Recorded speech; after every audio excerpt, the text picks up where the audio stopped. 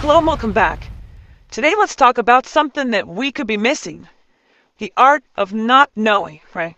We're not just living in an age of answers today. We're living in an age where not having an answer feels almost obsolete.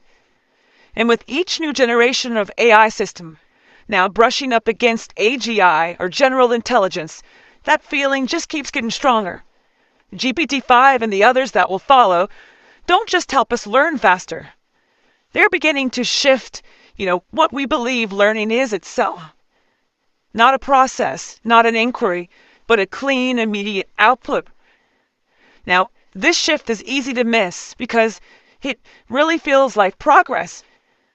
When a question arises or pops in our head, we ask, and the model responds fluently, with fluency and structure and confidence, even with good tone. The answer arrives faster than the emotion that prompted the question in the first place. And so that question just vanishes. The doubt dissolves. That ambiguity just closes up, often before it even really forms. And what used to be the beginning of exploration now becomes the end of it. But that moment of not knowing, that pause between question and clarity, it's not a defect. It's not a weakness in human cognition at all. It's a vital space. It's where original thought really begins. It's where empathy starts to stir in us, and it's where we wrestle with doubt. We hesitate and consider multiple possibilities. It's the space where we expand because we're not yet who we are, but for what? Now, AGI systems don't experience that space, right? They can't. They operate through pure prediction, not patience, or lack thereof. Their goal is to resolve, respond, or to close that loop. But when we let them close the loop for us over and over again, we lose the capacity to hold that space for it in ourselves. And without that capacity, something critical just goes missing. The ability to live with complexity without really immediately resolving it. This is more than just a philosophical loss. It's a cultural one.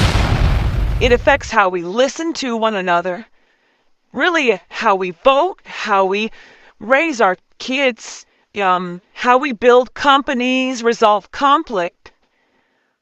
It changes how we approach history and even how we grieve. A society that cannot sit in uncertainty becomes very brittle, impatient, easily manipulated.